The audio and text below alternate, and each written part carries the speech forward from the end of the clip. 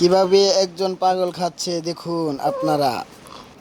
পাগলের জন্য ভিডিওটা লাইক করুন এবং শেয়ার করে দিন। আপনারা দেখুন কিভাবে পাগলটি খাচ্ছে। পাগলের জন্য আপনারা সবাই দোয়া করবেন। পাগলটির জন্য শেয়ার লাইক কমেন্ট করবেন।